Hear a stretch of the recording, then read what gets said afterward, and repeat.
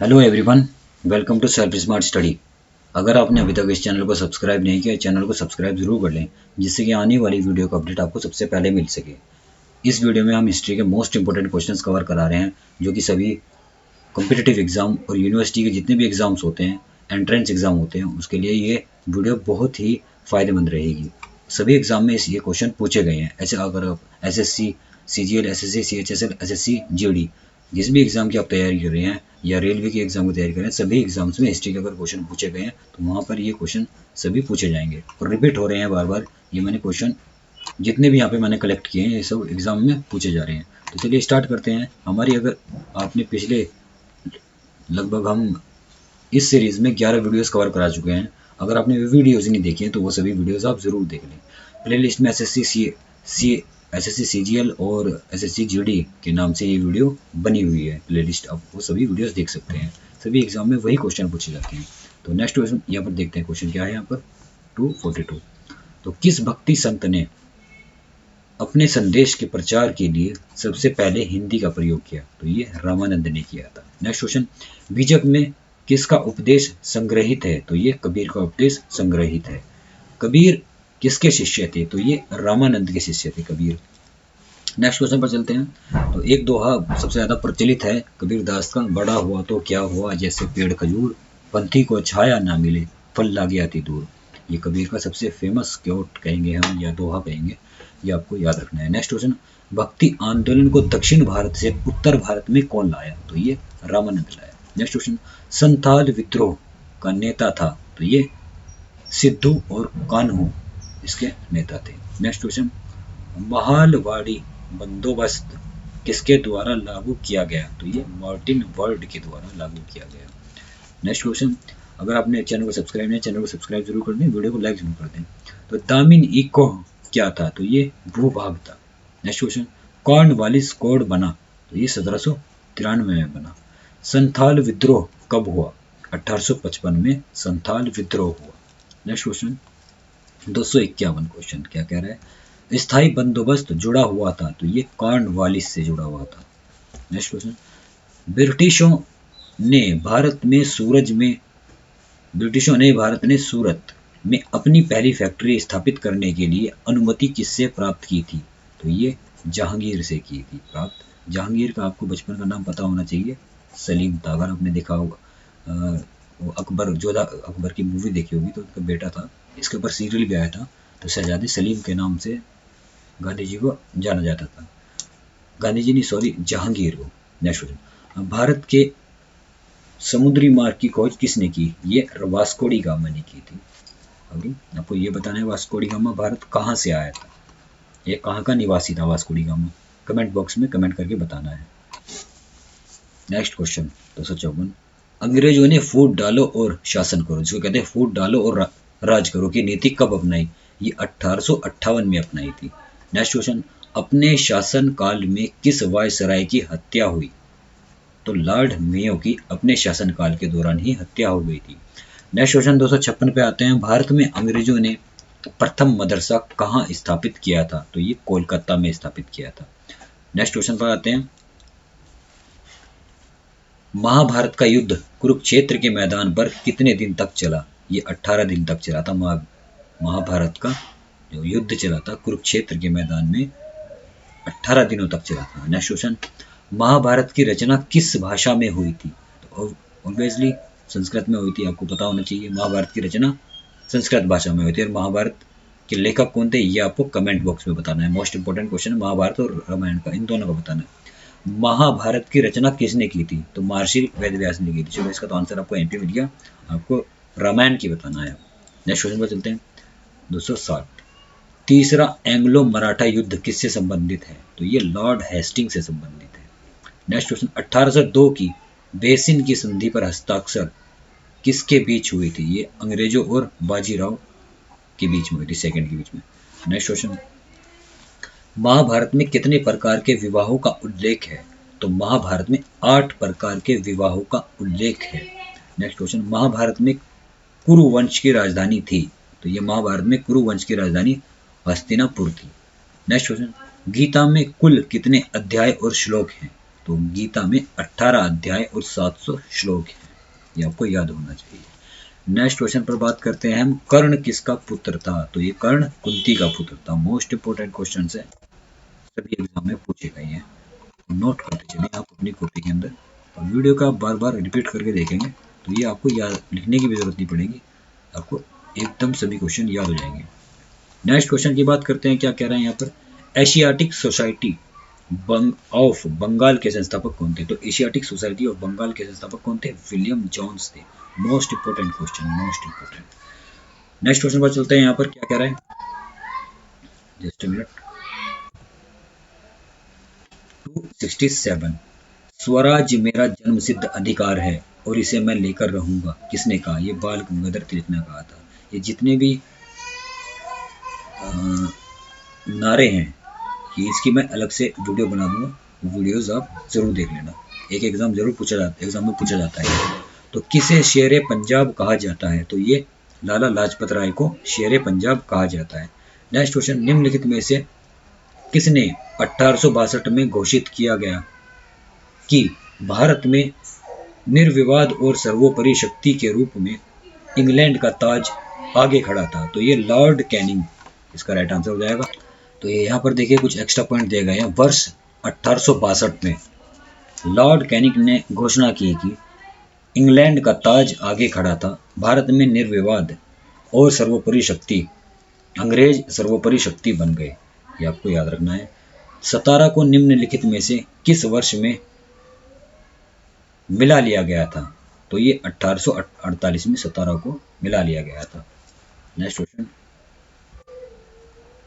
क्या कह रहा है, ये कुछ एक्स्ट्रा फैक्ट है यहाँ पर। 1848 में सतारा पर कब्जा कर लिया गया था। सतारा राज्य एक अल्पकालिक रियासत थी जिसे अंग्रेजों द्वारा 1818 में तीसरे एंग्लो मराठा युद्ध के बाद बनाया गया था और चूक के सिद्धांत का उपयोग करके कब्जा कर लिया गया था। नेक्स्ट क्वेश्चन 273, निम्नलिखित में से, निम्नलिखित तो यहाँ पे होगा नहीं क्योंकि ये ऑब्जेक्टिव थे, में से कौन जूनागढ़ रियासत के भारत में विलय से पहले अंतिम शासक था? तो ये मोहम्मद महाबत खान जी थे, मोहम्मद महाबत खान जी थे। नेक्स्ट क्वेश्चन, यहाँ पर एक्स्ट्रा फैक्ट्स हैं, ये थोड़ा पढ़ लेते हैं। जूनागढ़ रियासत के भारत में विलय से पहले अंतिम शासक का नाम मोहम्मद महाबत खान जी थर्ड था। उन्होंने 1911 से 1948 तक जूनागढ़ पर राज्य किया था। तो ये यहाँ पर दिया गया है, रियासत के नवाब के रूप में कार्य किया। 1948 में जूनागढ़ के भारत के साथ एकीकरण के बाद वे कराची गए और बाद में 1959 में उनकी मृत्यु हो गई। नेक्स्ट क्वेश्चन, 1950 में राज्य के 4 गुना वर्गीकरण के पूर्ववर्ती रियासत को विधायक के साथ किस भाग में रखा? तो इसका आंसर क्या है? 1950 में राज्य के 4 गुना वर्गीकरण ने पूर्ववर्ती रियासत को विधायिका के साथ भाग बी में रखा।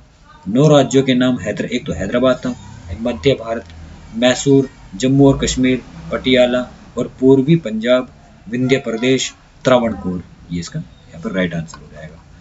नेक्स्ट क्वेश्चन की बात करते हैं, नेक्स्ट पर चलते हैं। नेक्स्ट क्वेश्चन क्या कह रहा है,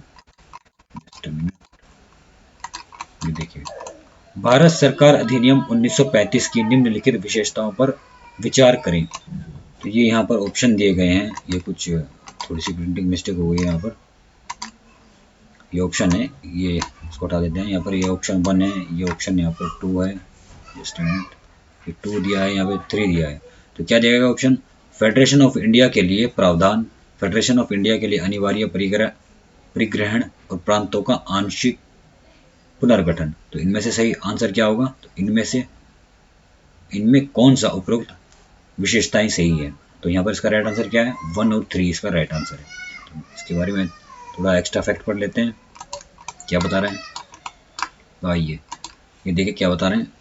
1935 के भारत सरकार अधिनियम की विशेषताएं हैं, प्रांतीय द्वैध शासन को समाप्त करके केंद्र में द्वैध शासन की शुरुआत, इसके स्थान पर एक सलाहकार निकाय की जगह भारतीय परिषद का उन्मूलन, ब्रिटिश भारत क्षेत्रों और रियासत के साथ एक अखिल भारतीय संघ का प्रावधान, अल्पसंख्यकों और ब्रिटिश संसद की सर्वोच्चता के लिए विस्तृत सुरक्षा उपाय और सुरक्षात्मक उपकरण, इसका राइट आंसर हो जाएगा यहाँ पर।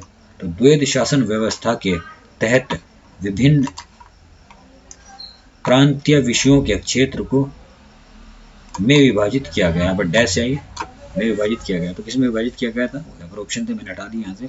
तो ये रहा आंसर होगा इसका आरक्षित विषय और हस्तांतरित विषय, इसका राइट आंसर हो जाएगा यहाँ पर। तो पढ़ते हैं इसके बारे में क्या है।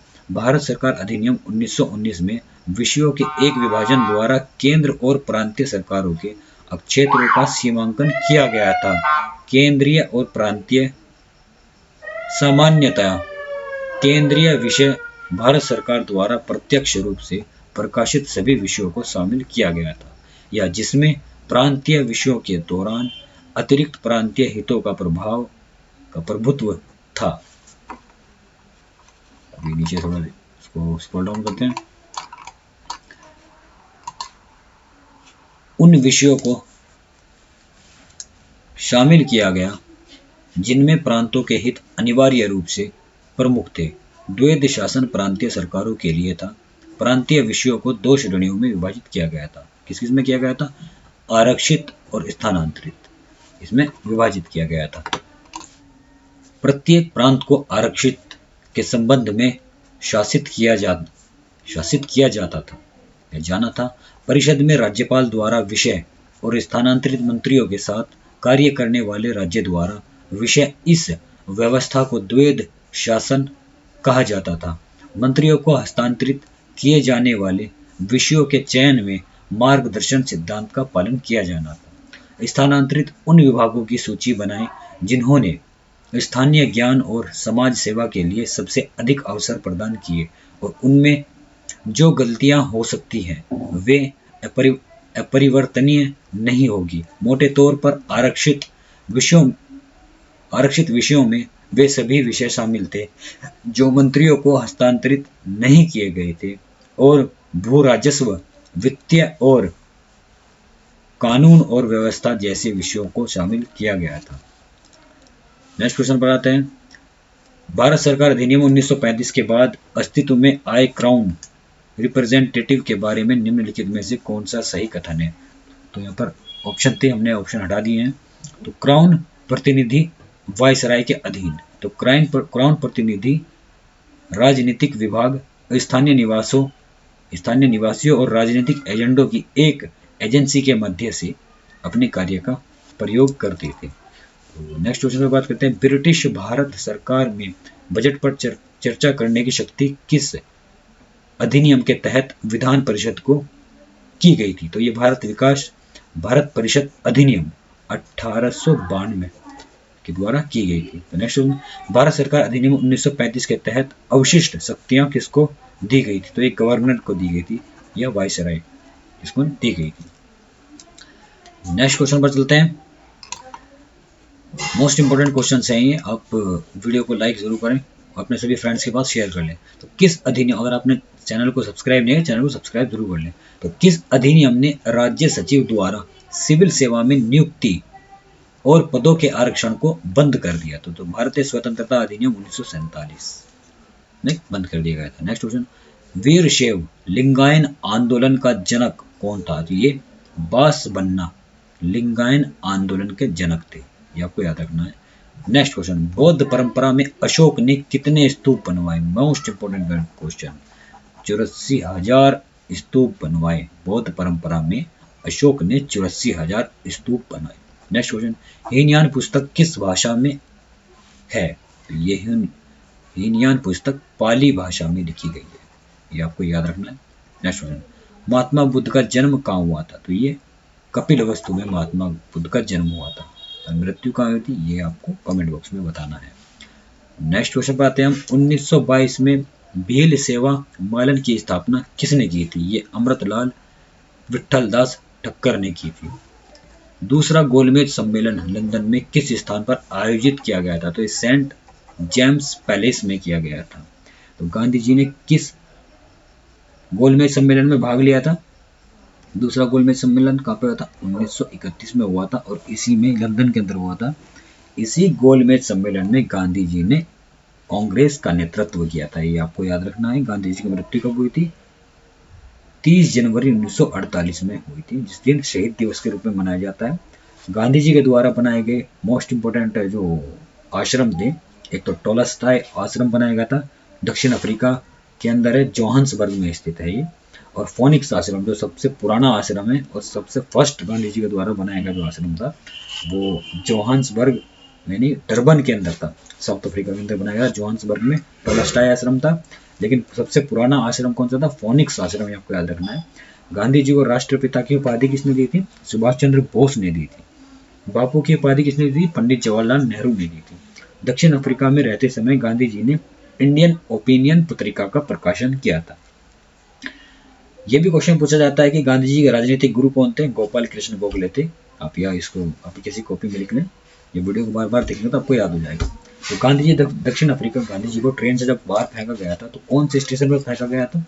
तो पीटर मरीट्सबर्ग रेलवे स्टेशन पर गांधी जी को ट्रेन से बाहर फेंका गया था, क्योंकि गांधी जी के बाद फर्स्ट एसी का टिकट होने के बावजूद भी गांधी जी को अंग्रेजों ने फर्स्ट एसी के टिकट में बैठने नहीं दिया, उसे उन्हें ट्रेन से बाहर फेंक दिया गया। तो गांधी जी ने सर्वप्रथम 1901 ईस्वी में आयोजित कांग्रेस के कलकत्ता अधिवेशन में भाग लिया था। और गांधी इरविन समझौता कब हुआ था? 1931 5 मार्च 1931 में गांधी इरविन समझौता हुआ था। तो किस किस के बीच में हुआ था? महात्मा गांधी और लॉर्ड इरविन के बीच में हुआ था। तो इसी आप और इन्फॉर्मेशन मैं यहाँ पर बता देता हूँ आपको। गांधी जी के जो पिताजी का नाम था वो क्या था? करमचंद गांधी था।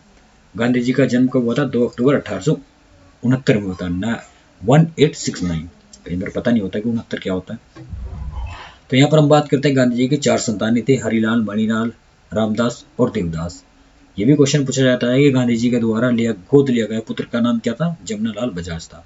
तो गांधी जी के कुछ मोस्ट इंपोर्टेंट में आंदोलन के बारे में आपको बताता हूँ। चंपारण आंदोलन 1917 में हुआ था। और चंपारण जगह कहाँ पर है? बिहार में चंपारण आंदोलन, नील की खेती के विरुद्ध में ये आंदोलन किया गया था। उसके बाद हुआ था अहमदाबाद मील मजदूर आंदोलन, जो कि 1918 में हुआ था। इससे पहले जो आंदोलन हुआ था 1917 में, चंपारण आंदोलन। इस आंदोलन की सफलता के बाद गांधी जी को रविंद्रनाथ टैगोर जी ने महात्मा की उपाधि दी थी। 1918 में अहमदाबाद मील मजदूर आंदोलन हुआ था। फिर उसके बाद कौन सा आंदोलन हुआ था? 1918 में ही खेड़ा आंदोलन हुआ था, जो कि गुजरात के खेड़ा में स्थित था।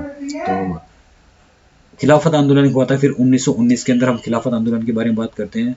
तो प्रथम विश्व युद्ध के बाद खलीफा और तुर्क साम्राज्य पर कई अपमानजनक आरोप लगाए गए थे। तो मुस्लिम अपने खलीफाओं के लिए काफी भयभीत हो गए थे, जिसके लिए गांधी जी ने खिलाफत आंदोलन शुरू किया था। फिर असहयोग आंदोलन हुआ था 1920 के अंदर। इसका मेन कारण क्या था? जलियांवाला बाग हत्याकांड। कब हुआ था जलियांवाला बाग हत्याकांड? 13 अप्रैल 1919 में। फिर बात करते हैं हम 5 फरवरी 1922 में चौरी चौरा कांड हुआ था। चौरी चौरा जगह का पर है गोरखपुर के अंदर। लगभग 22 पुलिस कर्मियों को ट्रेन के अंदर, 22 या 23 एग्जैक्ट मुझे याद नहीं है, तो 23 मान के चलते हैं, शायद 23 पुलिस कर्मियों को जेल के अंदर जला के मार दिया गया था। तो ये चौरी चौरा कांड के नाम से प्रसिद्ध है। चौरी चौरा जगह पर हुआ था, ये गोरखपुर के अंदर स्थित। कब हुआ था? 5 फरवरी 1922 में चौरी चौरा कांड हुआ था। फिर बात करते हैं सविनय अवज्ञा आंदोलन, मार्च 1930 में हुआ था। दांडी मार्च और गांधी इरविन समझौता भी हम इसको कह सकते हैं। 12 मार्च 1930 से 6 अप्रैल 1930 ईस्वी तक ये दांडी मार्च चला था। तो घर घर गांव-गांव में नमक कानून तोड़े गए थे। तो आपको सिर्फ इतना याद रखना है कि सविनय अवज्ञा आंदोलन कब हुआ था? मार्च 1930 में हुआ था। गांधी इरविन समझौता की बात करते हैं 5 मार्च 1931 में हुआ था। तो ये इंपॉर्टेंट पॉइंट्स मैंने यहाँ पे बताए गांधी जी के बारे में। आई होप ये सब आपके लिए हेल्पफुल रहेंगे। नेक्स्ट क्वेश्चन पर चलते हैं। यहाँ पर ये क्या कह रहा है next question? Just a minute, scroll नहीं हो रहा है। देखिए क्वेश्चन यहाँ पर है 1930 में स्वतंत्रता की घोषणा किसने ड्राफ्ट की थी? ये महात्मा गांधी जी ने की थी। नेक्स्ट क्वेश्चन, मुस्लिम लीग के किस अधिवेशन में मोहम्मद अली जिन्नाह ने बांटो और छोड़ो का नारा दिया? ये कराची अधिवेशन 1943 में इसका नारा दिया। Next question, just a minute, कुछ प्रॉब्लम। तो ये देखें क्वेश्चन 295, भगत सिंह, राजगुरु सुखदेव और जय गोपाल किस षड्यंत्र में शामिल थे? ये लाहौर षड्यंत्र में शामिल थे। तो यहाँ पर एक क्वेश्चन और बनता है, भगत सिंह, राजगुरु और सुखदेव, इन तीनों को फांसी दी गई थी, किस डेट में दी गई थी, ये आप कमेंट बॉक्स में कमेंट करके बताएं। सो फ्रेंड्स, आई होप ये वीडियो आपके लिए हेल्पफुल रही होगी। आप किसी भी एग्ज़ाम की तैयारी कर रहे हैं, कम्पिटिटिव एग्ज़ाम की या यूनिवर्सिटी के एंट्रेंस एग्ज़ाम की, तो ये आपके लिए वीडियो हेल्पफुल रहेगी। जितने भी एग्ज़ाम्स हैं, मैंने सभी एग्ज़ाम्स में ये क्वेश्चन रिपीट हो रहे हैं। तो अपने सभी फ्रेंड्स के साथ ये वीडियो शेयर करें, और अगर आपने चैनल को अभी तक सब्सक्राइब नहीं किया, चैनल को सब्सक्राइब ज़रूर कर लें और वीडियो को ज़्यादा से ज़्यादा शेयर करें, और चैनल को अपनी सभी फ्रेंड्स के पास शेयर करें, और वीडियो को लाइक ज़रूर कर लें। तो इस वीडियो में इतना ही। Thanks for watching and keep learning.